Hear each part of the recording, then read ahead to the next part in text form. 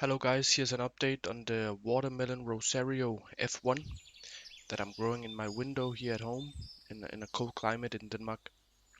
I'm using Coco Coir as my growing medium, 15-liter pot at the Mars Hydro FCE 6500, Canna Coco Nutrients A and B.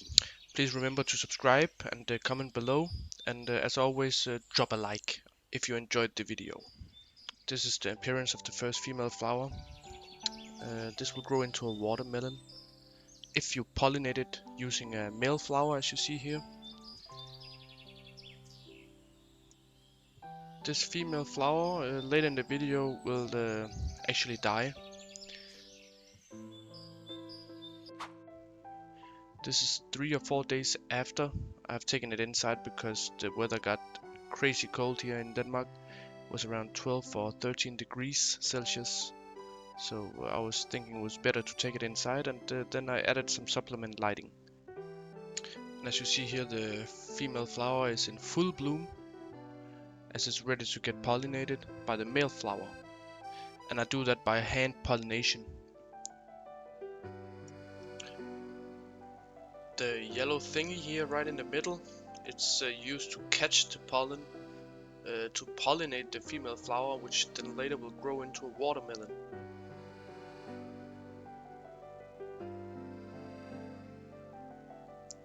And here I pollinated it using 2 male flowers, but it was unsuccessful, and this will actually die off. I just pinched it off because I didn't want to take any energy from the other watermelon, which I will show you in a bit, of female flower, which is right here. This is the second female flower on the plant, and I kind of noticed a couple of days after that it wasn't growing any bigger, this flower, so I decided to remove it from the plant. So here you have it 3 days after, or 2 or 3 days after the pollination of the watermelon. It have grown pretty big. I was kind of surprised that it was growing so fast. I didn't know that watermelon grew so fast. This is the second or third day after the pollination, and as you see, they have exploded with growth. Kinda unbelievable, but I've seen from other videos that they grow very, very fast. This is day 4.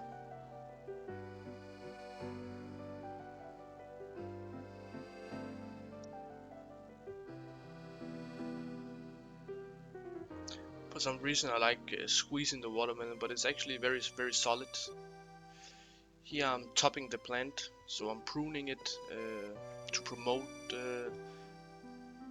faster growth within the watermelon itself. I have pruned it everywhere. Almost every side branch have been pruned to direct the energy to the watermelon fruit instead of the leaves. So the watermelon will actually grow faster and the leaves will not grow so big. So the idea is to direct all the plant's energy and resources into the watermelon instead of the side branches and the leaves. And that was it for this time, guys. Thank you for watching the update, and as always, please drop a like, comment, and subscribe to the channel. And see you in the next video. Bye, guys.